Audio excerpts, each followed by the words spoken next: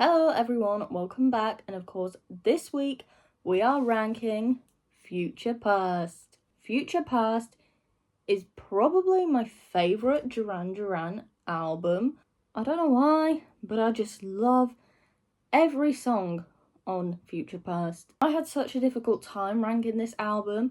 I did not want to put a song in last place. In fact, the song I put in last place, I had to put in last place simply because there needed to be a song there. And I was having such a difficult time ranking the bottom 4 songs on here. The bottom 4 songs in my ranking were the hardest for me to rank. I had my top 5 pretty much figured out. It was kind of difficult to put them in order, but I managed to rank everything, even though it was really difficult. As I said, Future Past is probably my favourite Duran Duran album. The gap between Paper Gods and Future Past is the longest gap between album releases that Duran Duran has had.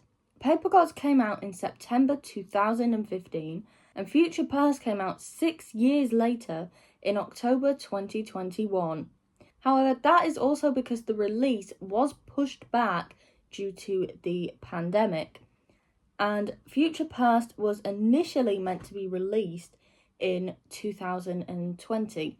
I'm not quite sure what month. I have heard before, Duran Duran say when the album was initially meant to be released, but I've forgotten, typically. That still would have left Paper Gods and Future Past as having the biggest gap between album release dates.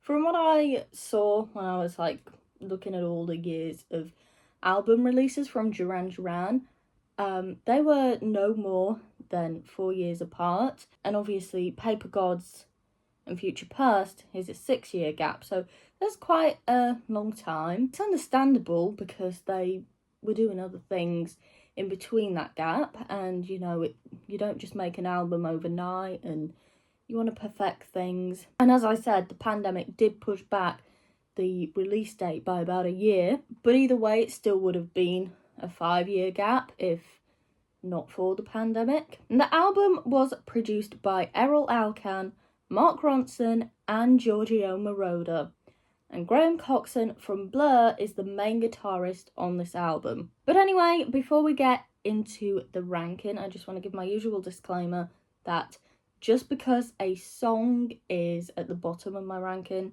doesn't mean that I don't like that song. It's just one that I'm least likely to listen to. But anyway, let's get on with the ranking. So at number 12, we have the first song on the album, Invisible. Now, Invisible is the first single from Future Past, and it was released as a download-only track on May 19th, 2021. Roger stated that it was the first thing the band did with Errol Alkan and Graham Coxon. The music video was created by a creative AI that exists in the cloud, named Huxley. The band members shot videos of themselves singing the song, and then Huxley got to work on dreaming up the video, which is untouched by human hands. I think I remember reading that the Huxley technology had 2 features. One was a thought and one was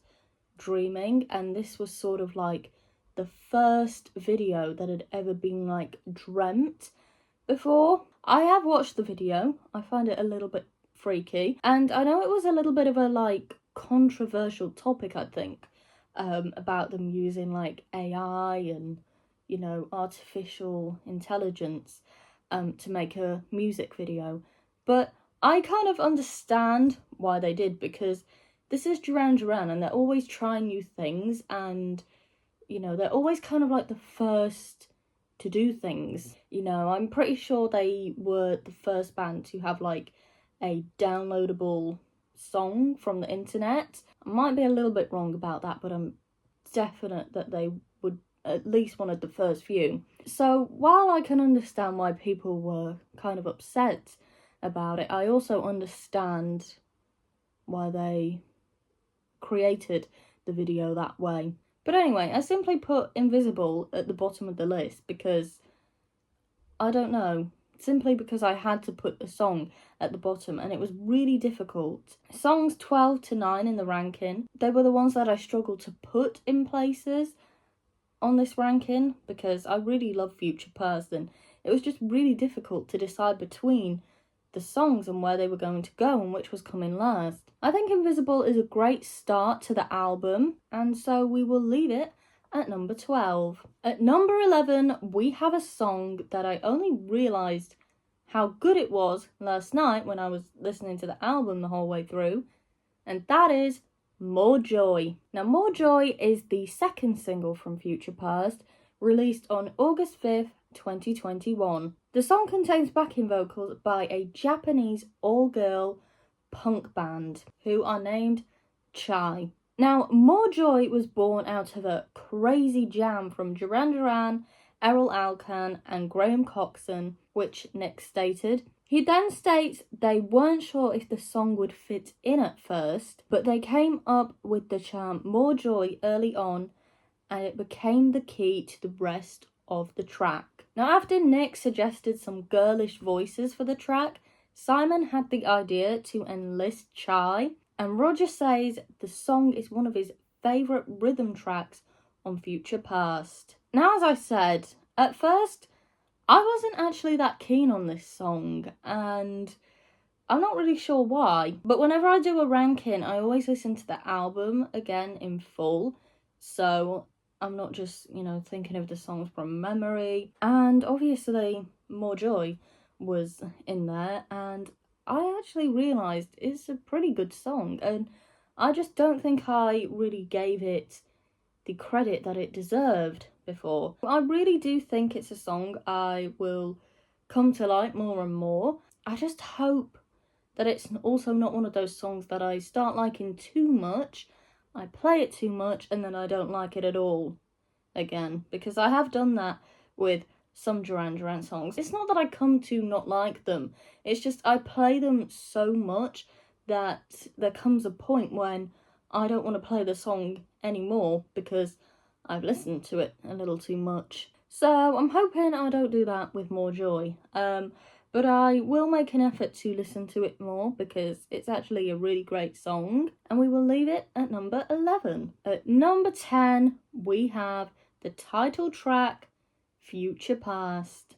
This song appears to have gone through several changes before it became the track we know it as today. Now, Nick stated that it went through an extraordinary evolution, and I'll insert on screen exactly what he said because it was quite long, because it was quite a lot to write down, and I just thought it might be easier to read what he actually said. And Roger stated the song didn't come easy, but he loves it now, or at least at the time Future Past was released anyway. I do think it is a really beautiful song, it's quite sad, it's very melancholy in a way, but it's also, I read that the song is about, focusing on the moment, not getting caught up in the past, not getting caught up in the future, which is what the whole album is about anyway, considering it's Future Past. And I think the song really perfectly captures that. But, it does kind of get to you a little bit, and that's sort of the reason I put it at number 10.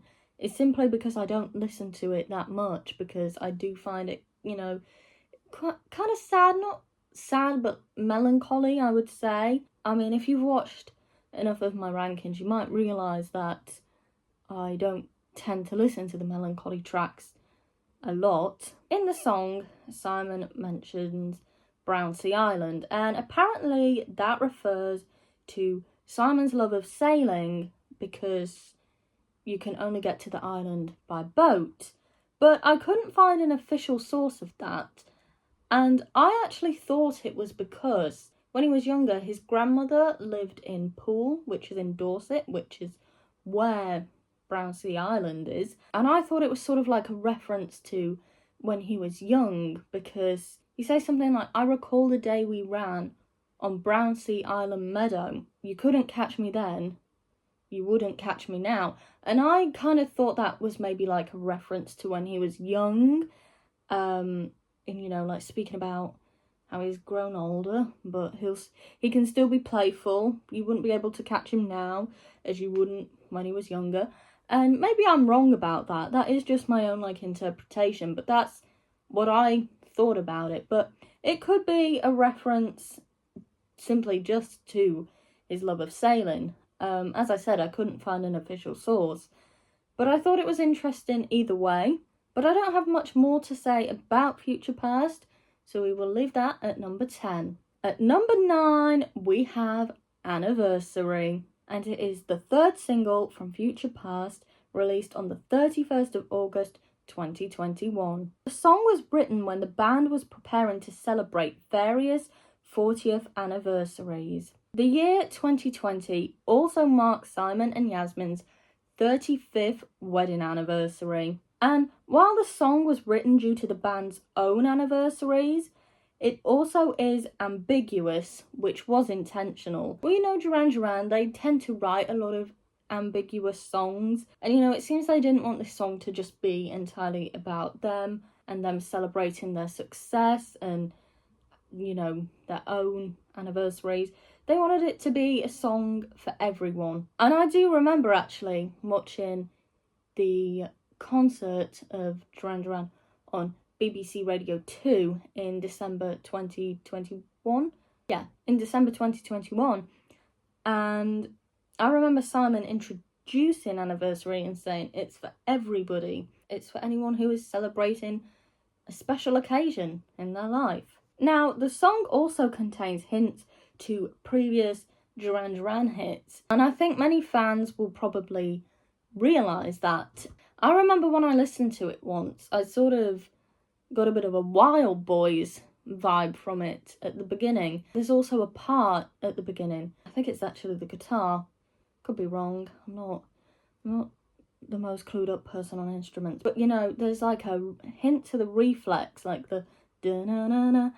And if you know, you know. Like, if you're a fan, you will listen to Anniversary and be like, oh yeah, there we go. I haven't picked up on anything else. So that's 2 things I've picked up on. There's obviously probably more, but I'm not sure what they are. The music video was of a huge party in Bivar Castle, and it was full of celebrity lookalikes and even lookalikes of the band's younger selves. I think the video is pretty interesting. The only thing is I do wish there was more shots of the band in the video. And I know the focus is obviously it being like this big party in this big castle with a load of celebrity lookalikes. But, you know, the focus of the song is also supposed to be about the guys celebrating, you know, working together for 40 years and being together that long, which is a really big thing. And I just kind of wish there was more shots of them themselves included in the video. I have actually seen Anniversary live when I obviously saw Duran Duran live. It was a really great song to see live. Unfortunately, not many people were really into it. I was having the time of my life, but many people were kind of quiet for the song, and I was like, call yourselves fans. You should know this is an important song.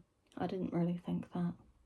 I did, but I didn't say it. I don't really have anything else to say about Anniversary, so we will leave it at number 9. At number 8, we have Tonight United. And this was the 4th single from Future Past, and it was released on September 24th, 2021. And it was actually the 2nd song on Future Past to be produced by Giorgio Moroder. Roger also says they call the song the banger of the album. And I actually remember in a video, I can't remember which video, there's 2 that it could possibly be, but I remember them talking about this song and Roger saying that Simon was really happy to have United in a song because he's a Man United fan. I just thought that was a nice little thing to mention. Just been reading the little booklet that comes in the CD, and by the looks of it, Simon's daughter, Saffron, actually provided vocals on this song. I know she did on a few, which I'll get into in a moment. But I didn't know she also provided them on this song, so that's interesting. But yeah, I don't really have much else to say about Tonight United, so we will leave it at number 8. At number 7, we have Beautiful Lies. And this was the first song to be produced by Giorgio Moroder. And as I just spoke about, Simon's daughter Saffron working on some tracks, she actually worked on backing vocals for this song. It was the first song that she did backing vocals for on this album, I believe. And Simon says she is able to match his vocal very closely and that she sounds like a female version of himself, or that he sounds like a male version of her. And I mean, I think that would make sense because she is his daughter. And you know, I think it was really nice that he wanted his daughter on the album. I seen an interview of him and he was, speaking very highly of her. It was just really nice, and I think she has a great voice. I remember him describing it as being like a clear bell, and I definitely can hear that, She just has a very beautiful voice, and, she probably gets that from her father. Beautiful Lies, it was a song that at first I wasn't really keen on, and the more I listened to it, the more I began to like it. Now, a little fun fact about this song as well, actually. You've probably noticed that my name on here is Lady Cherry Ice, and part of that name actually came from this track. I think if you listen to the song, you'll know what I mean. But I've never really explained my name before, and it simply is Lady Ice from Arcadia, and I had to think of something else in there because Lady Ice was just, it needed a little something. And I was listening to Beautiful Lies.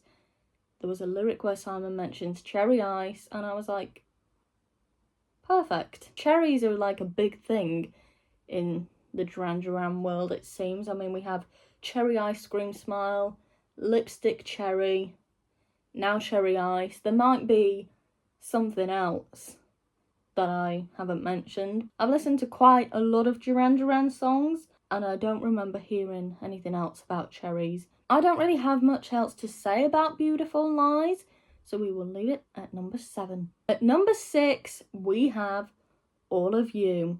I'm going to be honest, this was actually originally at number 5 in my ranking, but I've sort of decided that the song that was originally at number 6, I want to be at number 5, so that's okay. I'm allowed to do that. At least I'm being honest. Roger said the band wanted something that had a mid-tempo, almost staying alive kind of vibe. And he says they owe the origins of this song to the Bee Gees. Now, All of You was actually one of my first favourite songs from Future Past. And I remember when I was going to see Duran Duran live, the year before, they'd been playing All of You in the set list, and so I was thinking, they're going to play All of You, they're going to play All of You.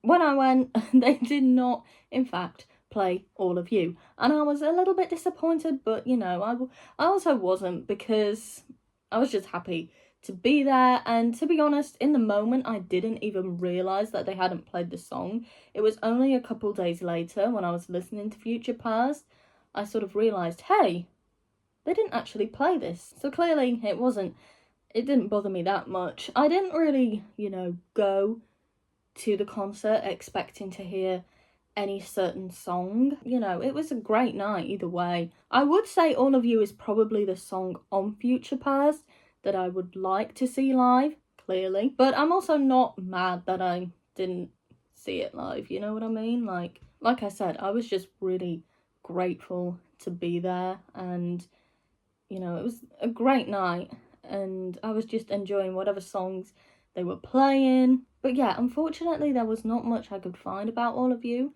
so we will leave it at number 6. At number 5, we have Falling, and this song was the song that I had originally put at number 6, so I swapped this and All of You around in my ranking. This track features Mike Garson on piano, and the original title for the song was I Can't Say That Is Love. Now, I do think Falling was the better title for the song. I think it fits way more, and I can't explain why, but it just feels right. Do you know what I mean? I think Falling is probably one of the most beautiful Duran Duran songs. It's really calming. Unfortunately, I couldn't really find a lot about this song. I seem to recall that they were going to play it at a show once, but I think they ended up playing 5 Years instead, which I believe Mike Garson must have played on there as well. I don't know much about that song. I've listened to it a few times. All I know is that it was a cover of the song by David Bowie called 5 Years, but unfortunately there's not much else I know about 5 Years. But I do seem to remember they were going to play Falling. There was like a video of them at rehearsal, and you know, unfortunately they didn't. And I think it would have been a beautiful song to hear live. But I can also understand why they didn't, because I feel like it could be quite difficult for Simon to actually sing. Obviously he cares about his voice a lot, and he wouldn't want to damage that for the sake of a song. I can definitely understand if that was like the reason they ended up not playing it, but at the same time it doesn't really matter why they chose not to, because you know, it's their decision on what songs they play. I think some people need that reminder, because I see people asking them all the time to play loads of songs, and it's like, and a lot of them are probably, you know, quite high for Simon's range, and it's like you know, you have to also think of like how difficult it might be to play that song. Anyway, now I'm just being rude. But unfortunately I couldn't find much about Falling. I'm quite disappointed, but I think really, you know, the song is it speaks for itself. It is sort of like a song about, you know, falling in love, and I suppose it may be about falling in love for like the first time if you really listen to it. I'm not entirely sure. I'm not, you know, like I said, I couldn't find much about this song. That's my own interpretation. But we'll leave it at number 5. We have Falling. At number 4, we have Nothing Less. And again, Simon's daughter Saffron also features on backing vocals to this track. Personally, I think this is the song where you can really clearly hear her vocals. A lot of people always talk about Beautiful Lies and how you can hear her in there, and you definitely can, obviously, but I do think her vocals are clearer in this song, at least to me. And that's, you know, I don't want to sound like I'm being rude. I'm not. I don't want to sound like I'm being like, wow, you couldn't hear them on the other songs of this song. And that's not the case. But personally for me, maybe it's just because I really like Nothing Less. It was at one point, I think, my favourite song from Future Past. I just think it's a really majestic song. There's like something to it that I can't explain, but there's just a feeling to it. I read that the song was about like appreciating love, I believe, and that, you know, you give nothing less and you give nothing more. But yeah, I really do love Nothing Less. I think it's a brilliant song. But unfortunately, I just couldn't find anything about the track. Like, hardly anything. And I don't remember them ever speaking about it in interviews. So it's, you know, it's kind of a song that's not really spoken about, I don't think. I do remember the intro and sort of like an instrumental of it being on A Hollywood High. If anybody watched that, I have watched it several times, you could probably imagine. But yeah, apart from that, there's nothing really to say about it. So at number 4, we have Nothing Less. So now we are in the top 3. Hey guys, can I have a special thanks in your next album? Just asking. Just asking. Just, you know, special thanks to Lady Cherry Ice. No? Okay, fair enough. What have I done to deserve a special thank you anyway? Nothing! But I want one. Okay, now I'm getting giddy. So we are in the top 3 now, and at number 3, we have Wing. Simon said in an Ask Hattie Q&A that the song was inspired from a passage in a book. And he said a character in the book goes into an internalized jealous rage, and that's what sparked the style of the song. I think you can definitely tell that. It's definitely, you know, it's sort of like a lot of pent-up anger, a lot of pent-up feelings. It is jealousy. It quite clearly states that in the song, really, you know. My mind, it is a jail for jealousy. And I think Wing is a fantastic song. Got this chorus that kind of carries you away.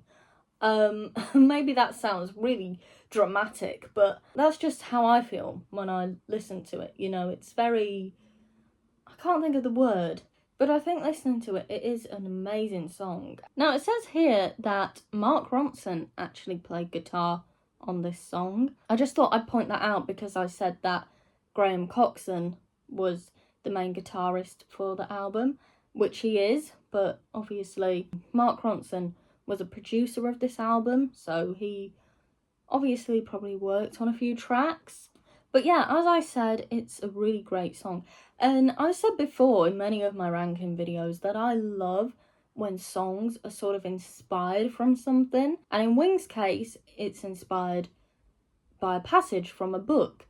And, you know, I think it's a really great thing to, you know, read something, listen to something, see something, and it just sparks that idea of a song.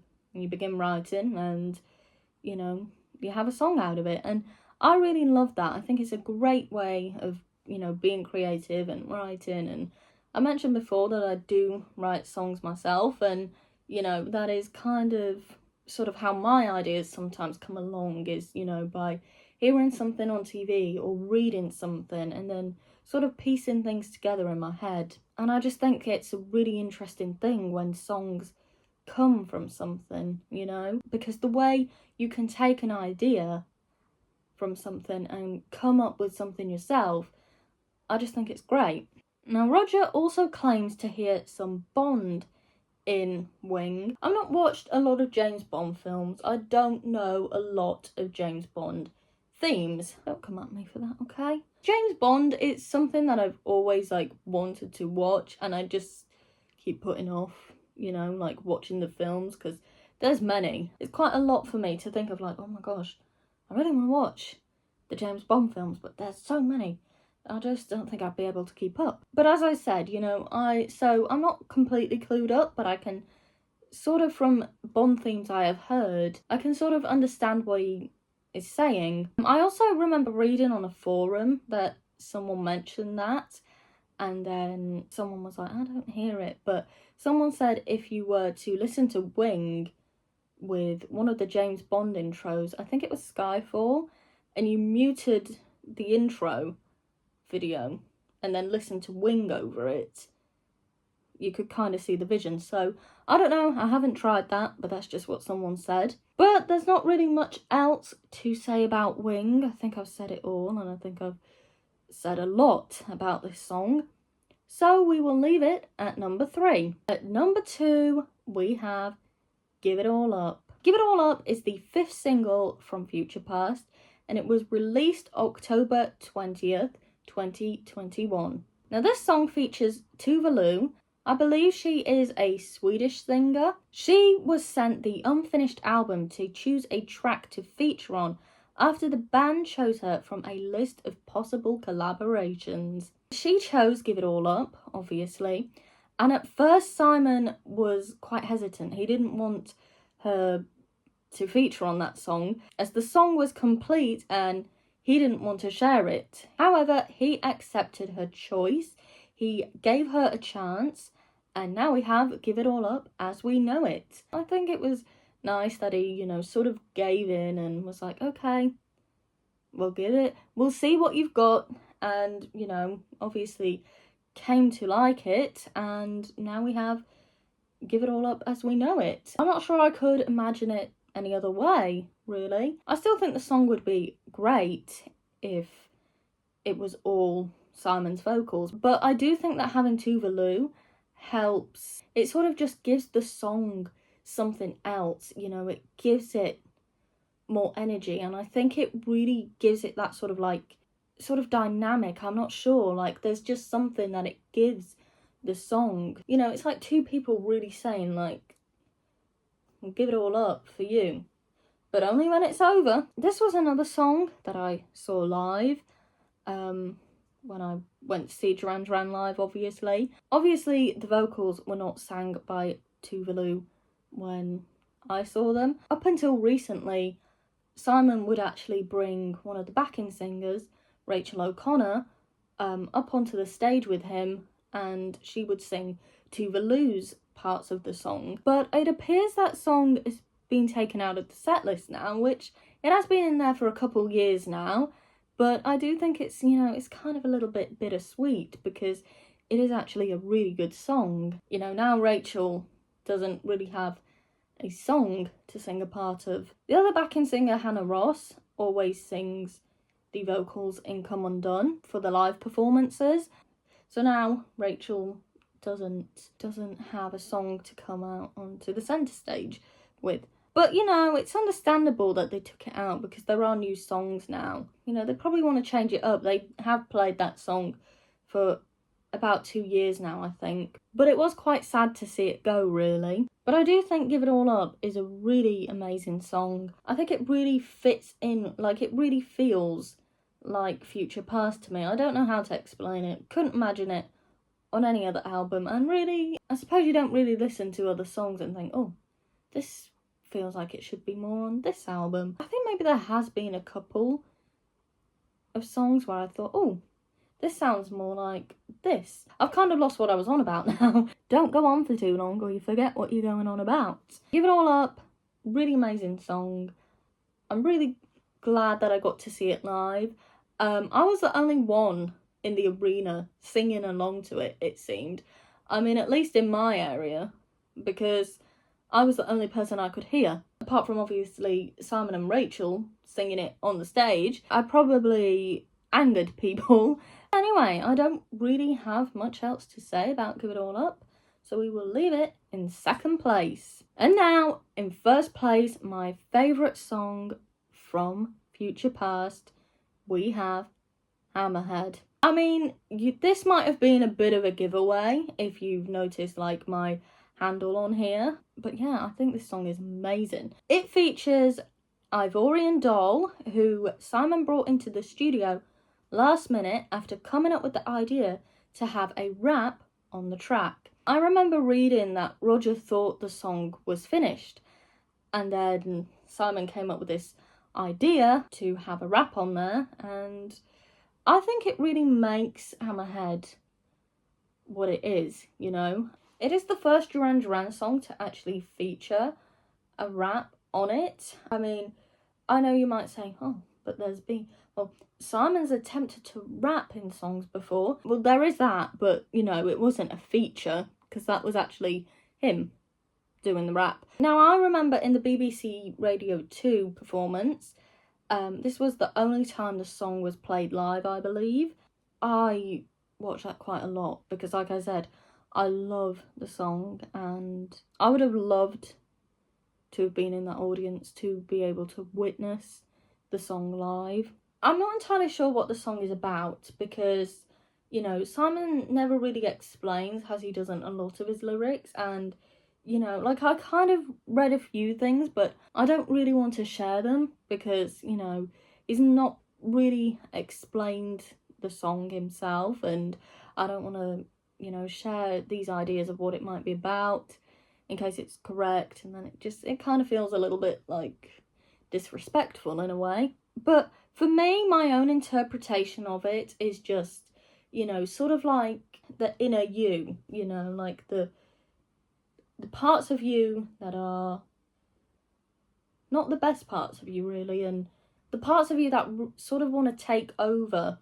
I feel I can't really put it into words, so I don't know why I'm trying to explain my own interpretation, but I think it's just about sort of trying to find your true self, or, you know, your intentions. Sort of a bit like a song about, like, discovery, really, you know. It's sort of like a journey, in my opinion. And, you know, that's not me saying what the song is about, that's my own interpretation of it.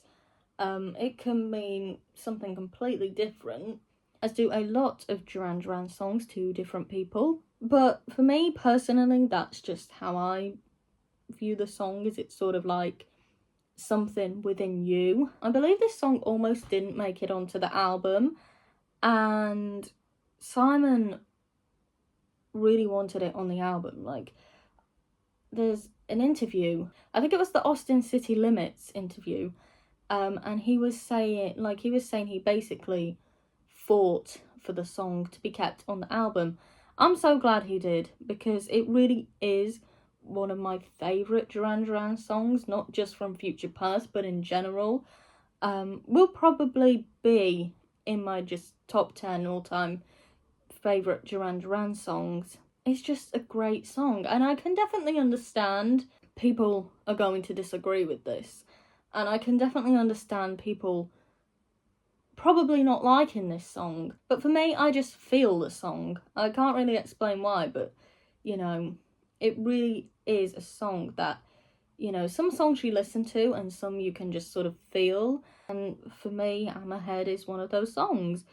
Like I said, the people who got to see it live that one time are very lucky. I wasn't actually a Duran Duran fan at that moment, but funnily enough, I've been listening to the songs for a while, and that concert, I saw it on the TV, and that was actually what really made it real for me. Like, yeah, this is my band. So it's, you know, that was it. Like, I saw them on TV after I'd been listening to their songs for a few months, and I'd kind of heard their songs throughout the years, on the radio anyway, and I always really liked them, and I rediscovered one of the songs that led me on a bit of a journey of finding more of the songs I used to know. And then that night they were on the TV, and I suddenly just, it clicked. I was like, yeah, this is going to be my band now. This is the band that I will always like. And here we are, 2.5 years later, making videos about said band and their albums. But yeah, I really think it would have been great to see the song live. But I don't really have much else to say about Hammerhead. There wasn't a lot of information I could find about it. And so, at number 1, my favourite song from Future Past is Hammerhead. Now, very quickly, I just want to mention Laughing Boy, which was the 6th and final single from Future Past, released on the 9th of February 2022. Now, that song is included on the deluxe edition of Future Past, along with Velvet Newton and Invocation. I didn't include them simply because it was sort of more like 2 instrumentals and then just a bonus track, and considering I didn't do the 3 bonus tracks on Paper Gods, I thought it would be a little bit unfair to do them on Future Past. But anyway, that concludes my ranking of Future Past. Like I said, this album is probably my favourite Duran Duran album. I actually remember getting this CD. I was in the supermarket and, you know, we were obviously looking at CDs, and I noticed Future Past and I was like, oh my god, it's a Duran Duran CD. Obviously, I bought it. I had bought a couple Duran Duran CDs before that, but never in person. They'd all been bought online. So this was like the first Duran Duran item that I sort of bought in person. So it's pretty special to me for that reason. I know that's like really stupid, isn't it? But I'm sure many fans will like remember getting their first vinyl, you know, buying it in store. So that's kind of just what this is to me, really. But yeah, I really do love Future Past. And like I said, ranking this album was really difficult because I didn't want to put any of the songs in last place. Songs 9 to 12 on my ranking, they were the hardest. Future Past is my favourite Duran Duran album.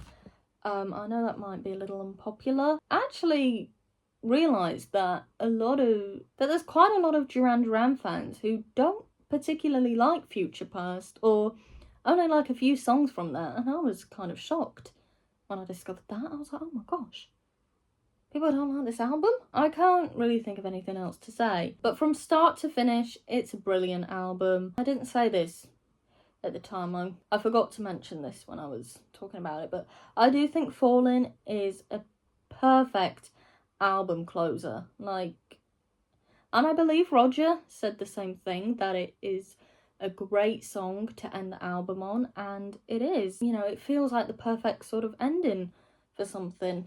And even if that is only an album. But anyway, that is my ranking of Future Past. Of course, next week will be Dance Macabre, and that will be the final Duran Duran album ranking. Oh my gosh, I can't believe I'm literally, like, on my last album to rank. Like, where has the time gone? I have got something else I will be ranking after Dance Macabre. The rankings won't be completely over, but I'm a little uncertain of what I'm actually going to do when I have finished ranking the albums. I just can't believe next week is the last Duran Duran album ranking. But if you want to stick around for that, it is appreciated. I just want to say thank you as well for everyone who has, you know, been watching all of my ranking videos. I do enjoy reading other people's rankings in the comments. I think it's really interesting that we all have our own different interpretations and rankings of albums. You know, everybody's opinions are different, and, you know, my ranking will be completely different to someone else's, and the songs that I really like you might think are the worst on the album, and then the songs that you think are the best I might be like, I would put that lower down.